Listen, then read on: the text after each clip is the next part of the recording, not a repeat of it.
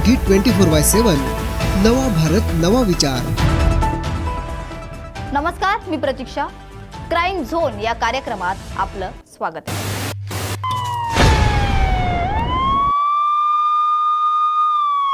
आपल्या आजूबाजूच्या परिसरात व्यक्तिगत आयुष्यात घडणारे गुन्हे, सामाजिक गुन्हे, प्रॉपर्टीसाठी वैर, अनैतिक संबंध, आत्महत्या, आपसिक सूड अशा विविध प्रकारचे गुन्हे घडत असतात. या गुन्ह्यांना योग्य ते प्रत्युत्तर देण्यासाठी न्यूज मराठी 24/7 नेहमीच सज्ज आहे. यावेळी जी घटना आम्ही तुमच्यासमोर सादर करतोय ती कॉर्पोरेट जगतातील आहे. हल्ली कॉल सेंटर्समध्ये बरेच लोक नोकरी करतात. मूळतः बरेचसे कॉल सेंटर्स हे रात्रीच्या वेळी कार्यरत असतात, कारण त्यांचे क्लायंट्स अमेरिकेत दिवसा काम करत असतात. या एपिसोडमध्ये आपण सोनलची गोष्ट दाखवणार आहोत, जी एका कॉल सेंटरमध्ये कामाला होती. सोनल सोबत नक्की काय घडलं? सोनल ही सुशिक्षित, साध्या, सरळ स्वभावाची मध्यमवर्गीय घरातील तरुणी.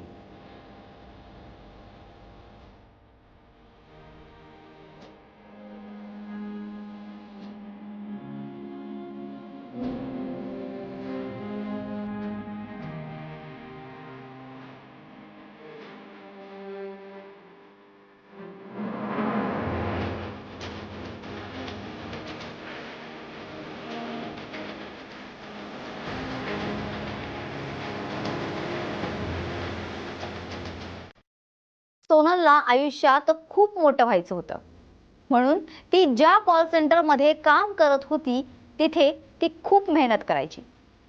त्यामुळे तिला प्रमोशनही मिळालं होतं. हाय सोनल, अगं गुड न्यूज आहे तुला, गुड न्यूज. अगं तुझं प्रमोशन झालंय आपल्या कंपनीमध्ये. Thank you sir. अगं थँक्यू कशाला बोलतेस? अगं हे तुझं स्किल आहे, तुझं स्किल बघूनच तुला प्रमोशन मिळालेलं आहे. Good good, very good.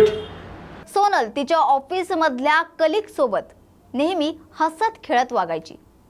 सगळ्यांशीच तिचे संबंध चांगले होते. सोनल खूप खुश होती. सगळं सुरळीत चालू होतं. पण पुढे तिच्यावर संकट कोसळणार आहे याची तिला कल्पनाच नव्हती. कारण योगेश नावाचा एक मवाली दररोज तिच्यावर पाळत ठेवून असायचा. आणि एके दिवशी योगेशने सोनलला रस्त्यात गाठलं.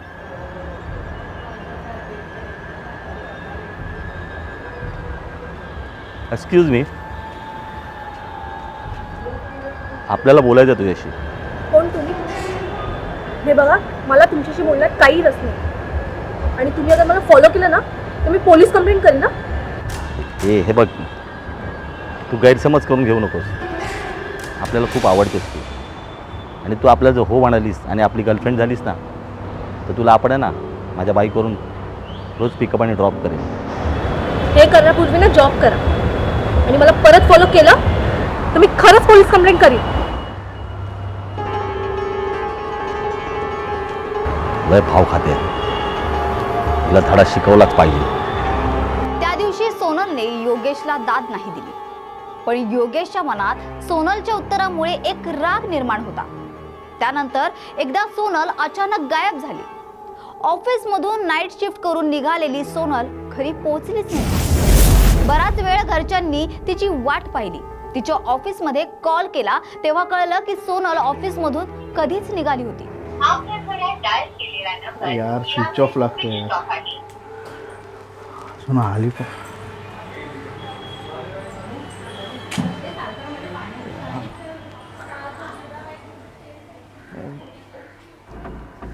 एक वाजत आलं तरी अजून आली नाहीये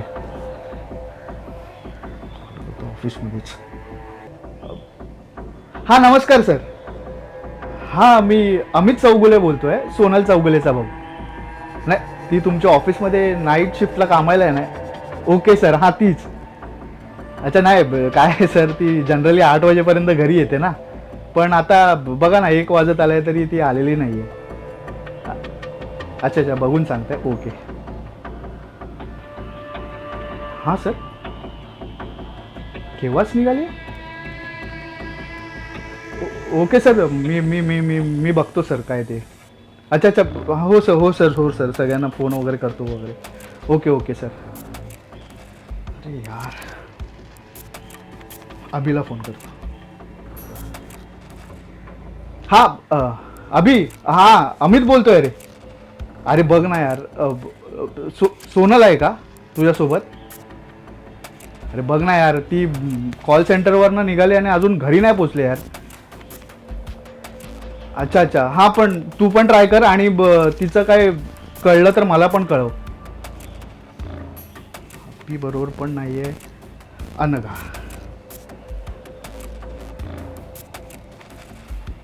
हां अनघा, अगं अमित बोलतोय. अगं ही सोनल आहे का तुझ्यासोबत? अच्छा, नाही नाही अगं, काय झालं, ती 8 वाजता घरी येते ना जनरली, पण आता 9 वाजत आले तरी ती अजून आलेली नाही आहे गं. जनरली 8 वाजता फ्री होते, पण आता 1 वाजत आले तरी अजून ती घरी आलेली नाही आहे. अच्छा ओके ओके, अब तुला काय कळलं तर मला प्लीज पटकन कळवा. ओके ओके, मी बघतो. चल बाय. अरे यार,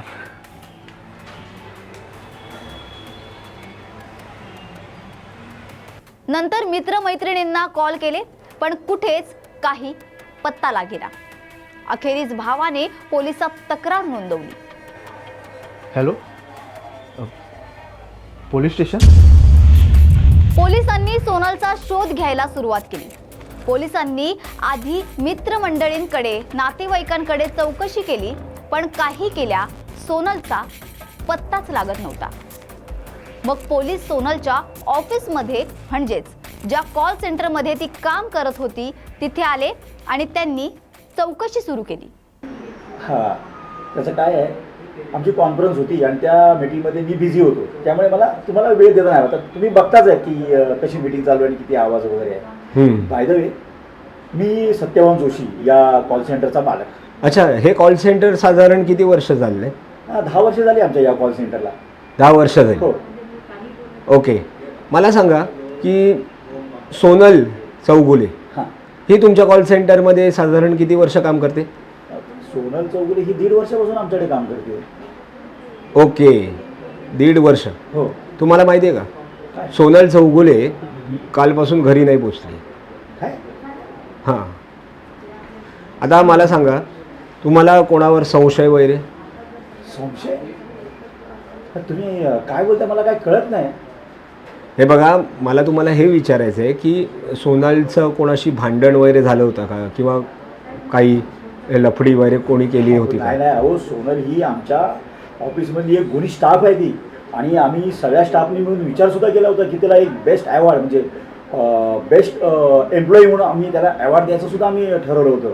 आणि ती कोणाबरोबर लफडी करेल असं शक्य नाही. हो, मला सांगा, तिचा अटेंडन्स रेकॉर्ड कसा होता? अहो खूप चांगला होता, खूप म्हणजे खूपच चांगला होता. 100% तिची अटेंडन्स असायची.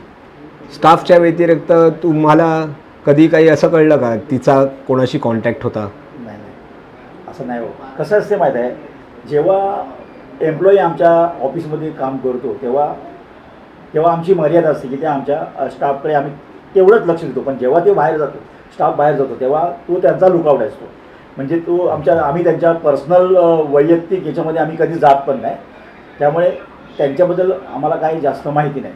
हां, आमच्या ऑफिसमध्ये काय घडतं काय नाही हे आम्हाला माहिती आहे. ओके, सोनल चौगुलेच्या भावाचा फोन आला होता, कालपासून ती घरी नाही पोचली. काय बोलता? आमची कारवाई सुरू झाली आहे. बरं, सोनलबद्दल तुम्हाला काही कळलं तर आम्हाला नक्की कळवा. नक्की नक्की कळतो तुम्हाला. धन्यवाद. पोलिसांचा तपास सुरू होता. अजूनही त्यांना कुठलेही धागेदोरे सापडत नव्हते. या सगळ्या तपासामध्ये योगेश नावाचा एक मवाली मुलगा तिला फॉलो करतो हे पोलिसांना कळलं. पोलिसांनी योगेशचा तपास करायला सुरुवात केली, पण योगेशही 2 दिवस गायब होता. पोलिसांचा योगेशवर असलेला संशय अजून वाढला. आजूबाजूच्या परिसरात योगेशची माहिती काढली गेली, पण योगेशबद्दल कोणालाच काहीच माहीत नव्हतं. अजूनही सोनलचा पत्ता लागत नव्हता आणि योगेश ही गायब होता. पोलिसांनी कॉल सेंटरचे मालक जोशी यांच्या ड्रायव्हरकडे चौकशी केली. त्यांच्याकडून पोलिसांना तिकडच्या सिक्युरिटी इन्चार्ज बद्दल कळलं. नमस्कार. नमस्कार सर, बोला ना सर. हां, तुम्ही इथे काय काम करता? मी तर ड्रायव्हर आहे सर. ड्रायव्हर? हो. कोणाचे? आपले जोशी साहेब आणि त्यांच्या ड्रायव्हरला. अच्छा, जोशी साहेबांचे जोशी ड्रायव्हर. ड्रायव्हर कॉल सेंटरचे कॉल मालक आहेत? सेंटरचे मालक आहे वगैरे त्यांच्याकडेच call. अच्छा अच्छा, हां, बरं वाटलं भेटून. बोला ना सर. मला सांगा, तुम्ही योगेश नावाच्या कोणत्या मुलाला ओळखता का? नाही सर, नाही. एक मवाली मुलगा फिरतोय ते, ओळखत नाही, अजूनपर्यंत नाही सर. नाही हो? नाही नाही. बरं, इथे सिक्युरिटी इन्चार्ज कोण आहे? तांबे म्हणून. तांबे? तांबे, हो. तुम्ही त्यांना कसे ओळखता? आपले जोशी साहेब आहेत ना, त्यांचेच ओळखीचे आहेत ते. त्याचे खास आहेत एकदम. अच्छा, खास हो, आहे एकदम का? खास आहे. मग इथे असतील ते आता? असतील, असणार ते. हां, असेल. ठीक आहे ठीक आहे, मी जाऊन भेटतो त्यांना. हो, ओके. चला, थँक्यू. नमस्कार. नमस्कार. मला इथे सिक्युरिटी इन्चार्जना भेटायचं. मीच आहे सर. अच्छा, तुम्हीच आहात का? हां. तुमचं नाव? सुशील तांबे. सुशील तांबे. बरं, मला सांगा, तुम्ही इथे किती वर्ष काम करता? 4 वर्ष झाली. इकडचे सगळे सिक्युरिटी गार्ड तुमचेच आहेत? हो, इथे जेवढे सिक्युरिटी गार्ड आहेत ना ते माझ्याच अंडर आहेत आणि त्यांचं सगळ्यांचं पेमेंट मीच रिलीज करतो. ओके. बरं, मला इकडचे CCTV फुटेजेस बघावे लागतील, पण त्याआधी मला जरा सोनल चौगुले नावाच्या मुलीबद्दल थोडी इन्क्वायरी करायची होती. मला सांगा, सोनल चौगुलेला तुम्ही ओळखता का, जी कॉल सेंटरमध्ये काम करायची? हो साहेब, सोनल चौगुलेला ओळखतो. ती अगदी माझ्या बहिणीसारखी आहे. म्हणजे माझं चांगलं बोलणं होतं.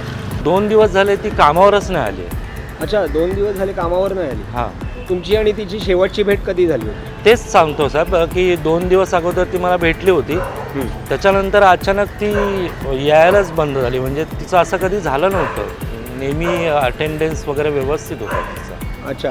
हां. बरं, तिचा अटेंडन्स आधी रेग्युलर होता? रेग्युलर सर, एकदम कधीच खाडा वगैरे नाही, प्रेझेंट नेहमी असायची ती. आणि तिचं कधी कोणाशी भांडण वगैरे? नाही साहेब, ती एकदम खूप चांगल्या स्वभावाची होती. कोणाचं भांडण वगैरे नाही. कोणाशी वादविवाद वगैरे किंवा ऑफिसमध्ये काही प्रॉब्लेम्स वगैरे?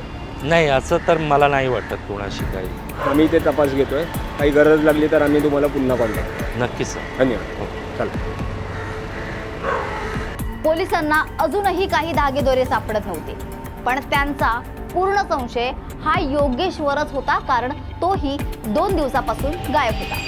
आणि अचानक पोलिसांना कळलं की काही लोकांनी योगेशला पाहिले. पोलिसांनी सापळा रचला आणि योगेशला पकडलं.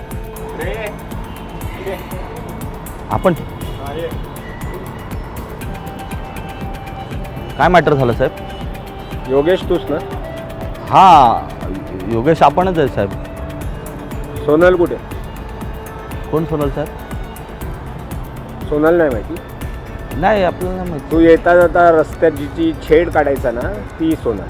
अहो साहेब, आपण छेड नाही काढायचो साहेब. आपण तिच्यावर प्रेम करायचो साहेब. आपला ट्रू लव्ह होता तिच्यावर साहेब. ट्रूला होता? हां साहेब. आणि नाव नाही माहिती? नाही साहेब, खरंच नाही माहिती. अरे, तू काय आम्हाला जाऊ दे. कुठे लपवलंय सोनल? हो साहेब, हो काय बोलता हो साहेब? आपण कोणाला लपवला बिपवला नाही साहेब.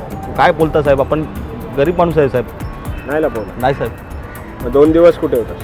आपण साहेब, आपला मित्र आहे ना, त्याचा ॲक्सिडेंट झाला होता. तो तिथे ॲडमिट होता. दारू पिऊन गाडी चालवत होता साहेब. 2 दिवस आपण तिकडेच होतो त्या मॅटरमध्ये. अच्छा. नाव काय हॉस्पिटलचं? केम हॉस्पिटल साहेब. केम हॉस्पिटल. हां. खरं बोलतोस? अहो साहेब, पोलीस चौकशी चालू आहे साहेब. पोलीस केस झाली आहे. तुम्ही पाहिजे तर विचारू शकता साहेब. आज पोलीस स्टेशनला येऊन जा. सगळं आधार कार्ड, पॅन कार्ड सगळं आणायचं. समजलं का? हो आणि हो, मी सांगितल्याशिवाय एरिया सोडायचं सांगा. हां? हो साहेब. जर तू काही केलं असशील तर लक्षात ठेव, गाठ माझ्याशी. पोलीस स्टेशनला ये. पोलिसांनी योगेशची कसून चौकशी केल्यानंतर योगेश खरं बोलतोय हे त्यांना कळलं. आता ही केस अजूनही कॉम्प्लिकेटेड झाली होती असं पोलिसांच्या लक्षात आलं. पोलिसांनी पुन्हा एकदा चौकशी सुरू केली.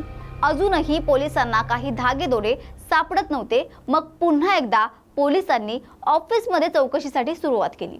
सर, सोनलबद्दल आम्हाला खरंच काही माहीत नाही हो. आणि आम्हाला तिची खूप काळजी वाटते हो. काय काळजी? हो. बऱ्याच जणांना तिची काळजी वाटते. कोणाला किती काळजी आहे ना, लवकरच कळेल. ऑफिसच्या स्टाफकडून, मित्रमैत्रिणींकडून, नातेवाईकांकडून माहिती गोळा करायला सुरुवात केली, पण अजूनही सोनलचा काही पत्ता लागत नव्हता. ज्या कॉलेजमध्ये ती शिकली होती त्या कॉलेजमध्येही पोलिसांनी माहिती काढली, पण इथूनही काहीच धागेदोरे सापडत नव्हते.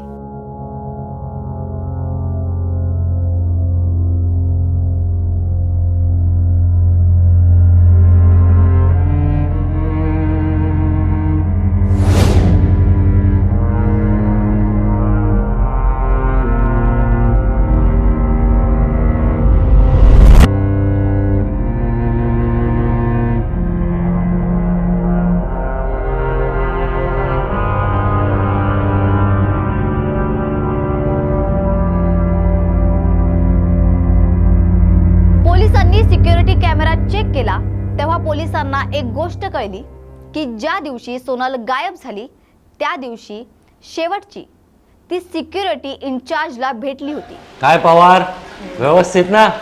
पेमेंट वगैरे वेळेवर ना? पेढे पाठवलेले मिळाले ना? सगळीकडे लक्ष ठेवायचा. ठीक आहे ठीक आहे, या या या. सोनल मॅम, हां, गुड इव्हनिंग. कशा आहात तुम्ही? मी छान, तुम्ही कशा आहात? मी पण एकदम मस्त. मॅम, माझ्यासाठी एक आनंदाची बातमी आहे. काय? मी बाप झालो ma'am. Congratulation. Thank you ma'am, thank you. मुलगा झाला की मुलगी? मुलगा. मॅम, पेढा घ्या ना. नाही नाही, राहू द्या. मॅम, एवढी आनंदाची गोष्ट आहे आणि तुम्ही पेढा नाही. बरं द्या.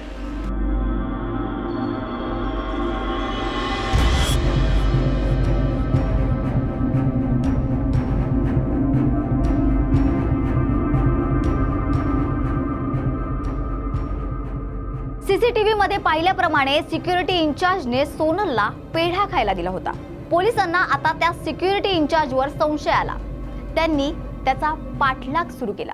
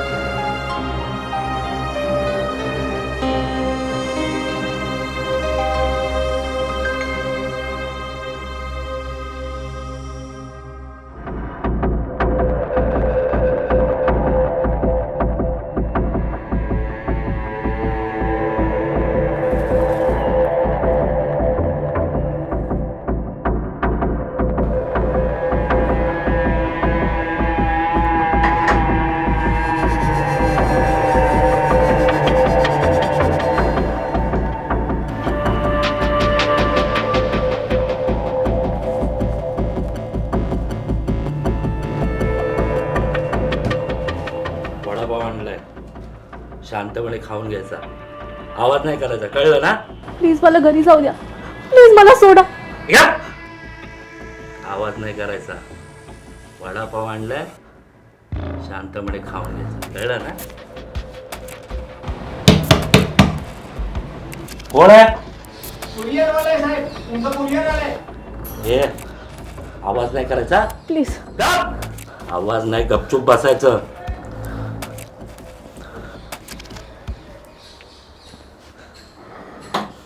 सर तुम्ही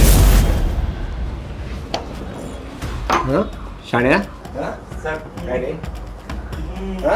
मी काय नाही केलं सर. काय नाही केलं? सिक्युरिटी इन्चार्ज ना तू, आणि स्वतःच्याच प्रिमायसिस मधल्या मुलीला किडनॅप करतोस? लाज नाही वाटत? सर मी काय नाही केलं, हे मला करायला सांगितलंय. कोणी सांगितलं? सर आमच्या कॉल सेंटरचे हेड जोशी सर. जोशी?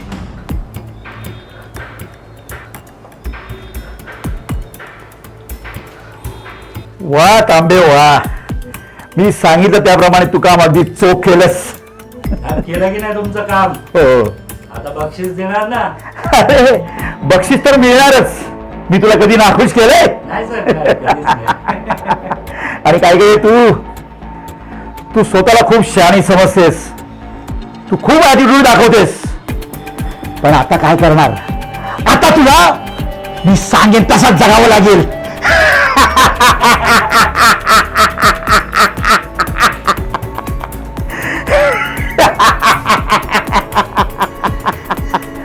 बोल बोल. शाण्या, जोशी जेवढा जबाबदार आहे ना तेवढाच तू पण आहे. साहेब पण मी काहीच नाही केलं, मला सगळं करायला सांगितलं, माझी काहीच चूक नाहीये. पैशासाठी केलंस ना, किडनॅप केलंस एका पोरीला. शिक्षा तुलाही तीच होणार जी त्या जोशीला होणार. साहेब मला याच्यातून काढावं बाहेर. बघतो नंतर. शांतरा मॅडम, तुम्हाला मी व्यवस्थित घरी सोडतो, काळजी करू नका. सोड तिला. सोडतो साहेब.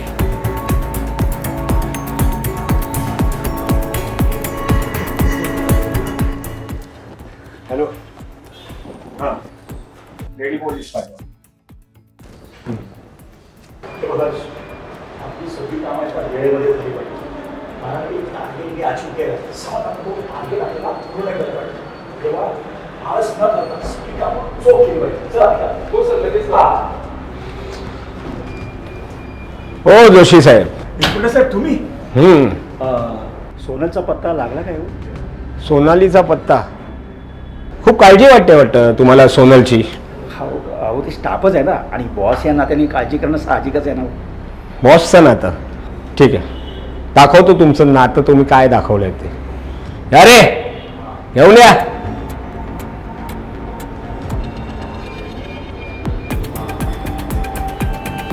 तुमचाच माणूस आहे ना काय जोशी साहेब? हो हो हो. आणि सोनलला बघायचं आहे ना तुम्हाला? सोनल हे का?